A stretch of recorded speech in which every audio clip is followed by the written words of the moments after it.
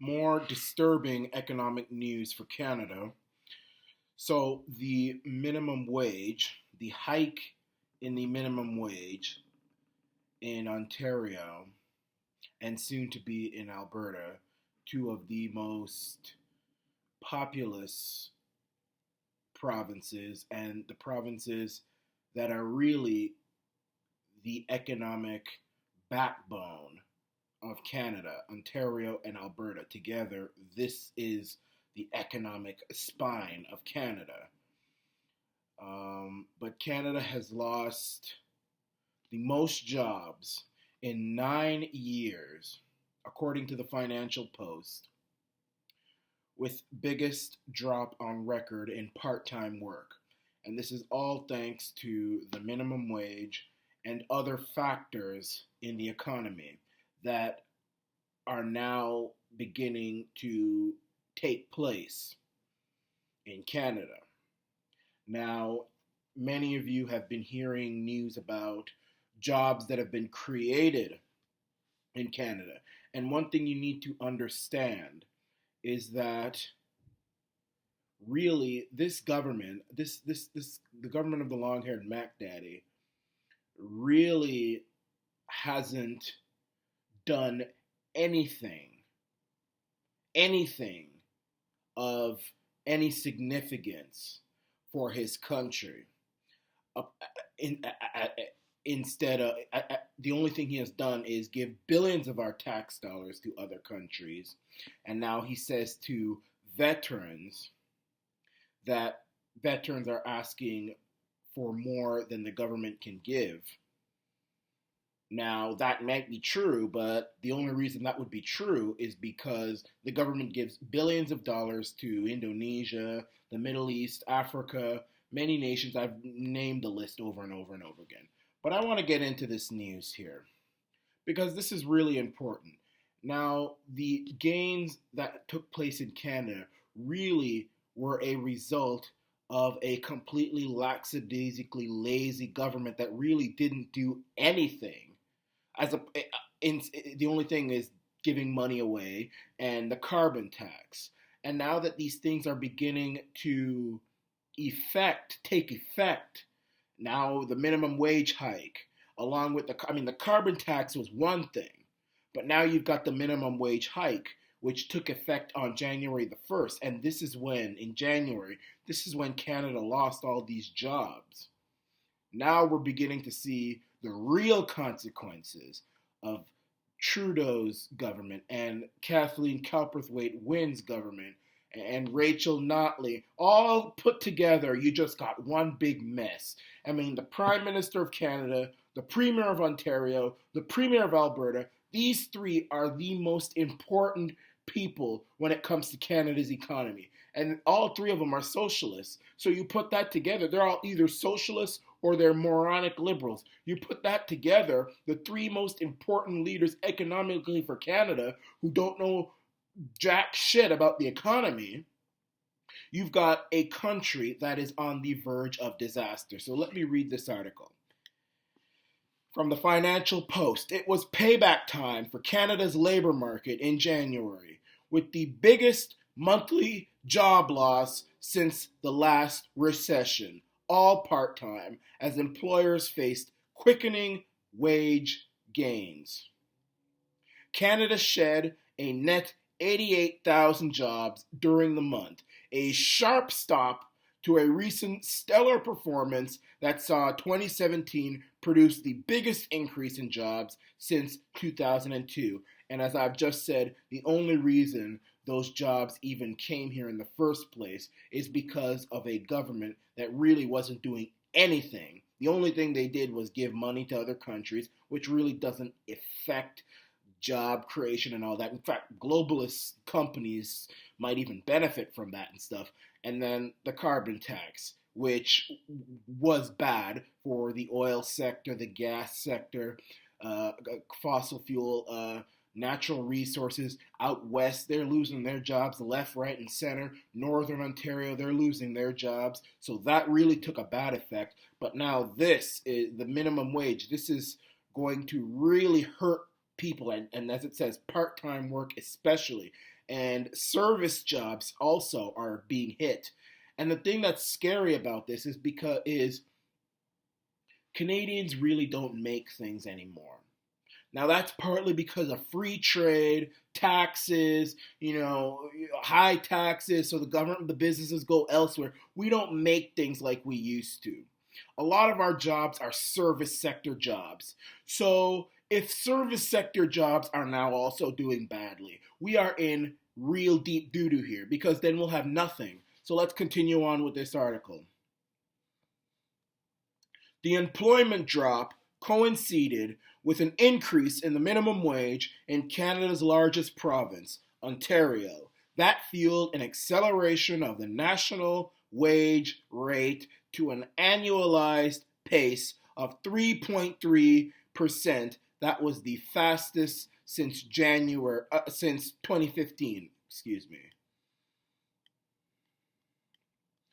So economists surveyed by Bloomberg News had forecast the economy would generate 10,000 jobs in January, and the jobless rate would remain unchanged. That's what these so-called experts said. But anybody with a real brain who knows something about real life could have seen this coming. I mean, I sure saw this coming. Give me a break. Talk about economists. Ontario recorded the biggest decline last month, down 51,000%. 51,000%. All part-time. Or 5,100,000, I beg your pardon. All part-time. It was the largest monthly drop for the province since 2009. Actual hours worked slowed in January to an annualized pace of 2.8% from 3.3% in December. Most of the job losses were in services, which posted a 71,900 decline. Goods producing employers shed 16,200 jobs during the month of January. So service sector jobs are suffering. Part-time work is suffering. And this is due in part to the minimum wage. But I'm also going to blame the carbon tax on that. Nobody wants to talk about the carbon tax. Now, I beg your pardon, I am sweating a bit. The AC is on because outside is negative 15. So, that's why I'm sorry about that, and I have this sweater on. So that's why I'm kind of sweating like this. But the thing that people have to understand is that the carbon tax, plus high hydro rates, plus the high minimum wage, and I've said this before, I am not against the raising of the minimum wage. But what I would do is, number one, I would get rid of all taxes for businesses. Businesses don't have to pay a penny in tax, and I don't think they should. I think businesses should use the money, the extra money that they give to this government, which only does nothing but give all the money to foreign countries. They should give that money to the workers, with the minimum wage, benefits. They know how to spend that money more than the government. They will invest that money in the economy. Our GDP will go up. That's how you do it. So, yeah, you can raise the minimum wage, but you get rid of all taxes, federal, local, provincial, all taxes. And you need to straighten out these free trade deals. Stop having these companies go overseas and then ship their product back over here without any consequences. That shouldn't be acceptable. You should also have a robotics tax. The government should force these businesses to pay the government 20 times more in taxes if they install a robot that replaces man labor. That's what should happen. Those are popular. I'm a populist. Those are what I would do. But to have a minimum wage, hike it so high, meanwhile we have a carbon tax, high hydro rates, high taxes, you're asking for disaster. Not to mention, the United States is cutting taxes. They have tax reform. Businesses are doing very well in the United States. They're able to give their workers bonuses. So this is just a quadruple-edged sword for Canada. This is not smart, and our government is not smart. They don't know anything about economics. They know everything about political correctness and scolding people to say people kind instead of mankind, but they don't know jack shit about economics. You got the Prime Minister of Canada, the Premier of Ontario, the Premier of Alberta, all a bunch of morons. Economic disaster for Canada.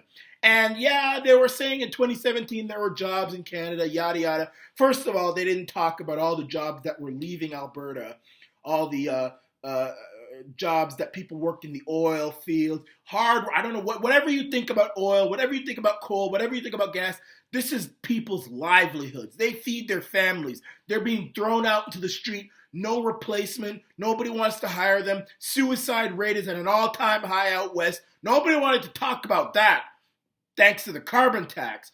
But the other thing is that the Longhorn Mac Daddy really didn't do anything for Canada economically other than the carbon tax, and then give billions of our tax dollars to other countries, which probably would help these multinational globalist companies. But now that we have the hike in the minimum wage with high hydro rates, these bad trade deals, America is doing what it's supposed to do. It seems like the rest of the world is doing what it's supposed to do economically, except for Canada. You got the high minimum wage, the carbon tax, high taxes, high regulations. The chickens are now coming home to roost. So this is a lesson. This is just another reason why the long-haired Mac Daddy needs to get the hell out of the Prime Minister's seat in 2019. And if not sooner, otherwise we're not going to have a country anymore. When his father was Prime Minister, youth unemployment was 11%, the highest ever. And we're going to get it again. It's not going to be tomorrow or next week, but it's coming. It wasn't tomorrow or next week with his father either. But the chickens are coming home to roost. This is the Iran Nation.